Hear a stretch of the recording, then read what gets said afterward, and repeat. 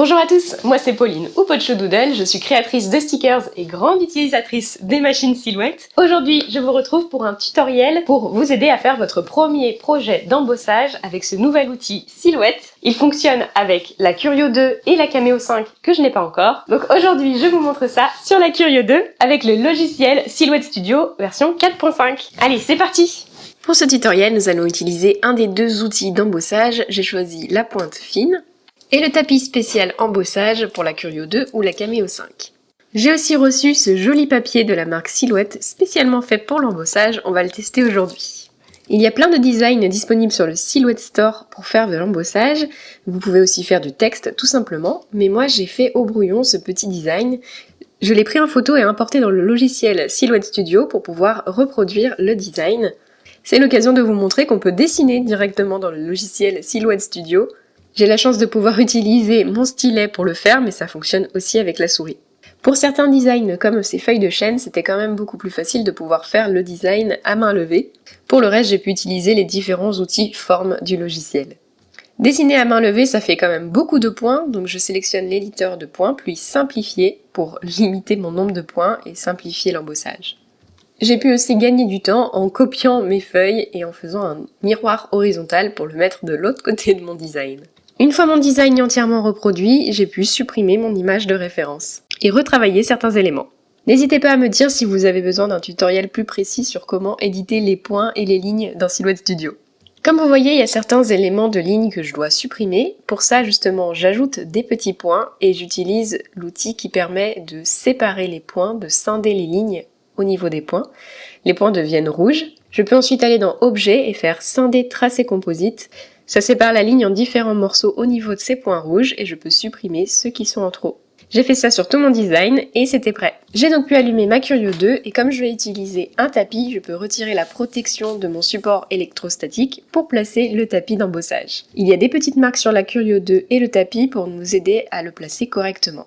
Il y en a aux quatre coins de la Curio 2. J'active ensuite le support électrostatique, c'est ce qui va maintenir en place mon tapis. Au bout de quelques secondes, on peut vérifier s'il est bien maintenu. L'outil d'embossage se place dans le chariot numéro 2.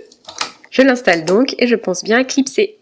Je retire ensuite la protection du tapis d'embossage.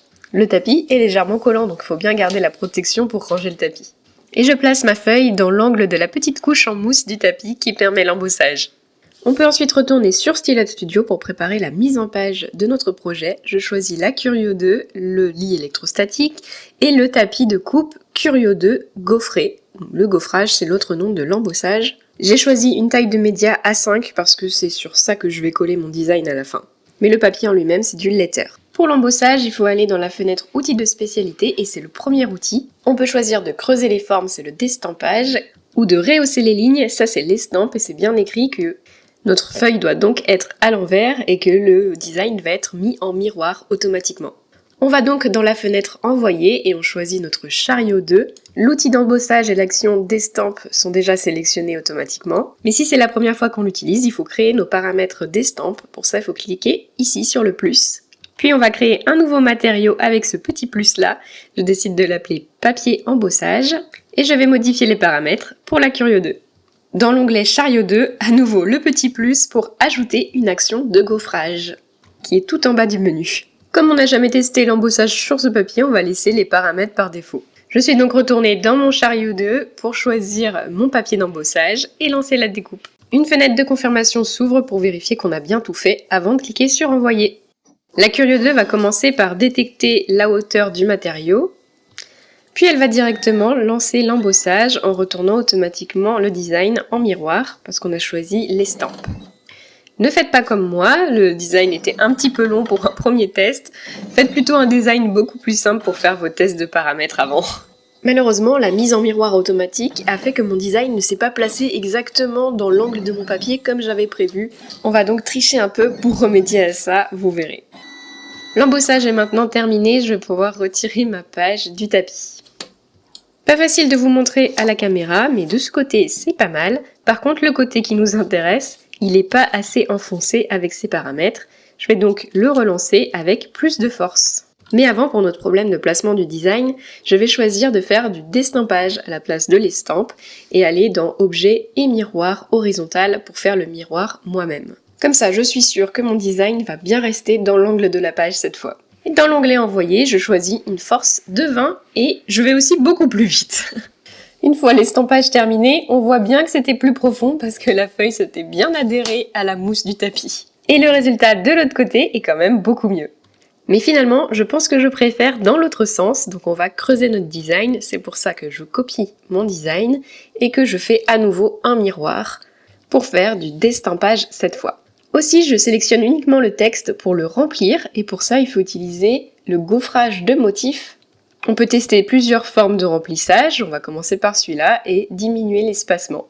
Je choisis ensuite de mettre tout mon design en vert pour le différencier de l'autre. Dans le menu Envoyer, je sélectionne le premier design et je clique sur Pas de gaufrage pour celui-là, pour faire seulement le deuxième. Évidemment, j'ai bien remis ma feuille en place pour lancer le destampage.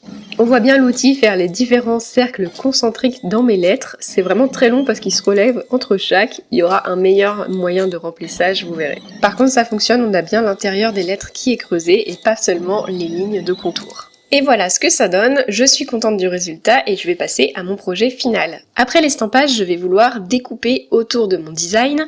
La méthode la plus simple, je pense, pour ça, c'est d'ajouter des repères d'alignement. Comme ça, la machine saura où découper une fois qu'on aura retiré le tapis et replacé la feuille, forcément pas exactement au même endroit qu'avant.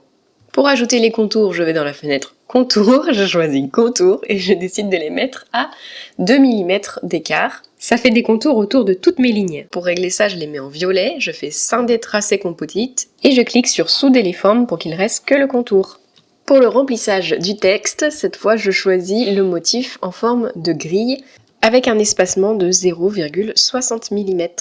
Et je remets bien tous mes traits sauf le contour de la même couleur. Dans Envoyer, cette fois, je choisis l'onglet Lignes pour sélectionner seulement les lignes rouges qui sont mes lignes à estamper. Et je sélectionne bien l'outil numéro 2 et il détecte bien mon outil d'embossage.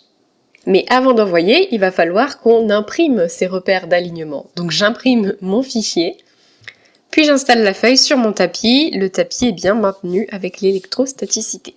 Et maintenant, je peux cliquer sur Envoyer. Comme tout à l'heure, la machine va détecter la hauteur de mon matériau. Mais avant de lancer l'estampage, la machine va aller détecter mes repères d'alignement pour pouvoir estamper exactement là où je lui ai demandé de le faire. Le laser de détection est au niveau du chariot 1 dans lequel j'ai déjà mis ma lame Autoblade pour la découpe tout à l'heure. Mais on est d'accord, pour cette première étape, c'est seulement l'outil numéro 2 qui va être utilisé. Le chariot numéro 1 se relève donc pour laisser place au chariot numéro 2 et lancer la destampe.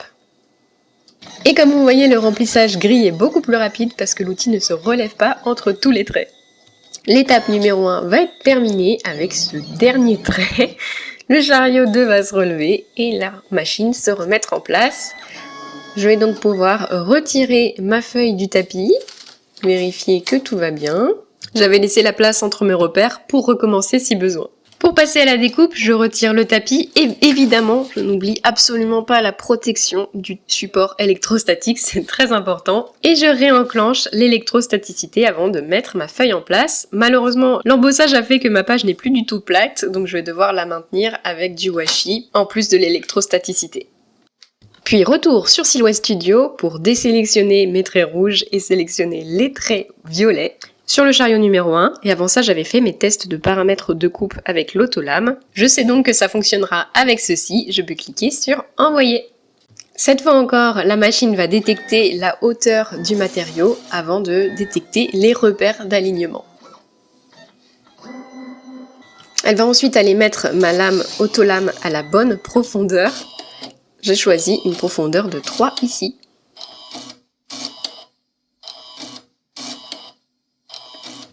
Et c'est parti pour la découpe autour du design, c'est quand même beaucoup plus rapide que la partie estampage.